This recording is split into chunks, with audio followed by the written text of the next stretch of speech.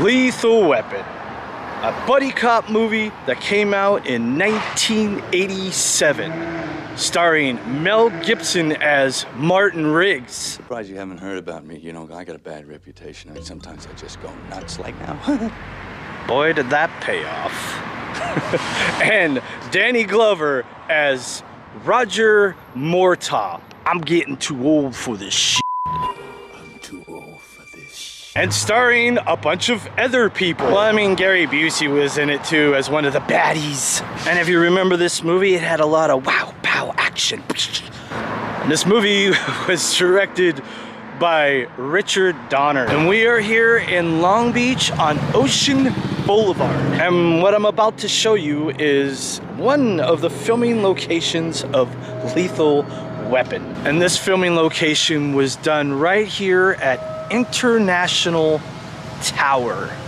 Obviously with the professional bird's eye view shots from helicopters and the shrubbery being overgrown since the recording of Lethal Weapon, there's no way I'm going to be able to get the perfect shots, but I will try to match up the shots the best I can. And if you're a fan of this movie, you're going to recognize this building in the opening shot. The credits are rolling, and this building is a big grand opening, and clearly a helicopter flying around it, getting the shots and zooming in into a window where a woman is half naked, laying in bed, gets up, and she's clearly on drugs. She does a hell of a lot more drugs. Then she just looks high as a kite.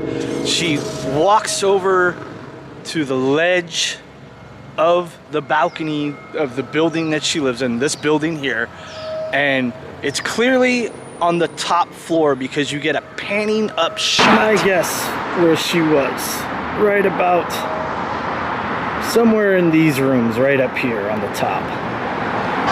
So as she's looking around, she's high as a kite. In more ways than one. She's really intrigued by the view of her apartment at this moment. You know, it's like, I guess when you're that high, you get intrigued by something you probably see every day. She's smiling. She looks like she's actually having a really good time. And then she climbs up on to the railing of her balcony and stands there, balances for a minute, and then just jumps off the building, plummeting to her death.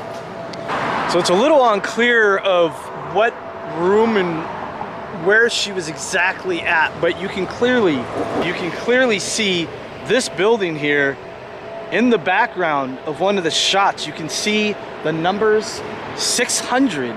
Now it's being kind of covered by some, you know, grown trees since the shooting of this, but that is clearly the building in the back. Now, considering the fact that I can't do all the trickery shots that the actual movie can do, I can only do so much from down here, but I can look for key points. Now, if I remember right, when she looks down, it looks like she's looking down onto kind of a circle drive-up type of thing, like maybe the front entrance of the building. And so I'm gonna walk over to the front here and see if that matches up. Now this is the front of the building here, and you know, things have changed since 1987 when the movie came out. But as you can see, there is somewhat of a circle drive right here that comes around, and you can see down below. And when she jumps, she falls directly onto a car. So there's no way she could have jumped and fell on a car in the street, because the street is just too far out. So when she jumped, she must have jumped right here. Okay, scratch that. Upon looking at the footage from the movie, it looks like the entrance to this building used to be right here in the front, and they changed it to a new circle drive over there. because if you look at the footage, she's looking down. She's looking down, and there's a circle drive right here, and the main road is going by. And another key thing that I saw from the footage was, if you look across the street here, that is the Long Beach Cafe, and you can see the Long Beach Cafe in the background as she's looking down. There's a little panning shot that happens, and you see Long Beach Cafe in the background. So this right here used to be the entrance back in 1987 when the movie was shot.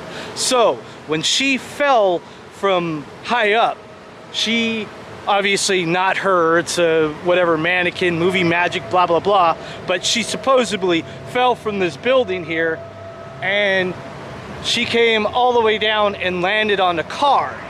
Now that's how it clued me into, like, wait a minute, if someone were to fall, they wouldn't be landing. If she fell from here, then she wouldn't land on a car because the street is too far away, you see. So, and also this building 600 is in the background, so all the clues are pointing to this here used to be the front entrance of the Circle Drive, and that's where she looks down and she plummets to her death by landing on a car. So just wanted to make that clarification. Also, at the beginning shots, you can clearly see the helicopter as it's circling around Long Beach, that circles around the Villa Riviera, which is this building right here, and it also circles over here to the International Tower. So you get this whole panoramic, not panoramic, but you get this whole kind of bird's eye view of all of Long Beach. It's dark, so it's a little hard to see, but the Villa Riviera is in the background before it really focuses on this building. You know, there's always the argument whether if Die Hard is a Christmas movie because it's filmed around the time of Christmas, which I guess makes it a Christmas movie. This movie is also filmed around Christmas time. It's not all in one day, but it starts out with Jingle Bell Rock. So my question to you is Lethal Weapon also considered a Christmas movie based off of that logic? Hey, listen, if you like 80s movies and you like filming locations, you're gonna want to check out this video over here. It's another amazing 80s movie that you're gonna want to check out, and awesome filming locations. Check that video out, and don't forget to subscribe. All right guys, until the next video.